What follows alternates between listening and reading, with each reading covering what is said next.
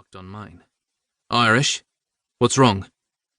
I couldn't form the words to explain myself, so I lifted my hand and pressed on the screen of my phone. I replayed the voicemail I'd received and put it on speaker for the room to hear. Everyone listened with pensive expressions on their faces. "Noah and Bailey," I rasped as the message ended. "Something is wrong with them. They're at Tulse Hill.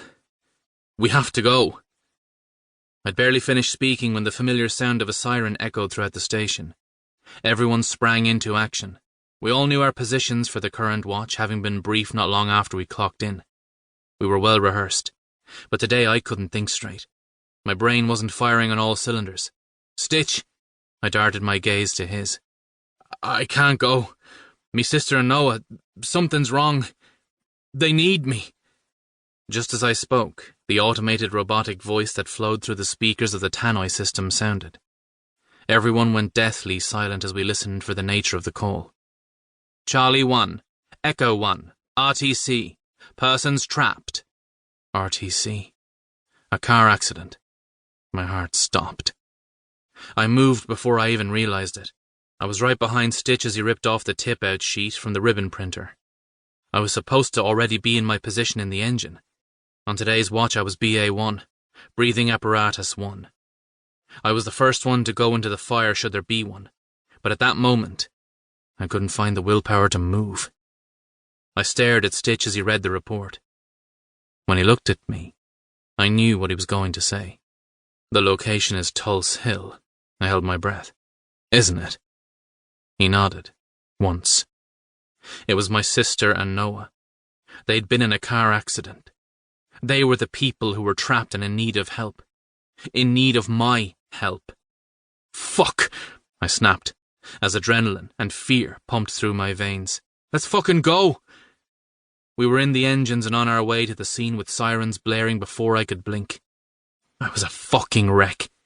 My heart was pounding, my hands were slick with sweat, and my stomach churned so much I was certain I was going to vomit.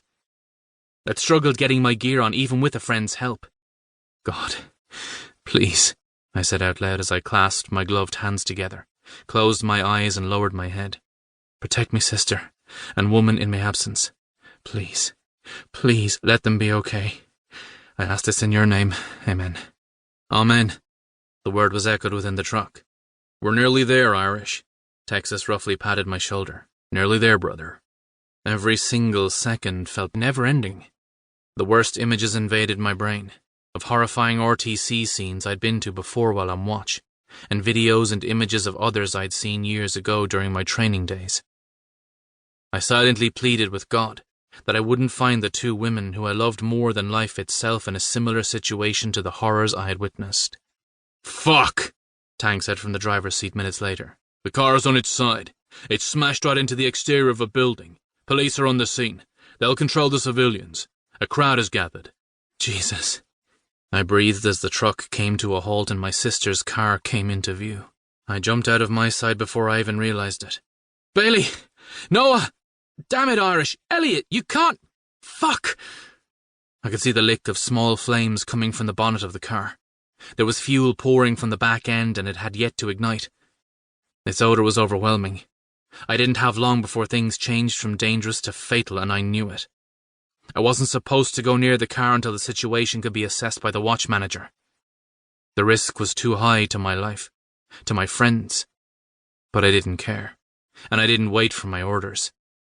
I heard shouts all around me from people standing idle on the streets, some with their hands over their mouths while others recorded the scene on their phones. As I ran, I abandoned everything I had ever learned in training. Blind panic took over as I reached the car and scrambled on top of the passenger door without a moment's hesitation. I could feel the heat of the growing fire on my face. I went to adjust the visor on my helmet and realized I wasn't wearing it. Somewhere between my dismount from the engine and reaching Bailey's car, I'd knocked it off. I pushed it from my mind and focused on the scene in front of me, but it was hard. The blaring noise from the car horn made it difficult to think. I banged on the window of the car. Inside I could see two people and I separated them immediately based on their hair colour. Noah was in the passenger seat, and Bailey was in the driver's. Noah was moving her arms and head slightly. Bailey was utterly still.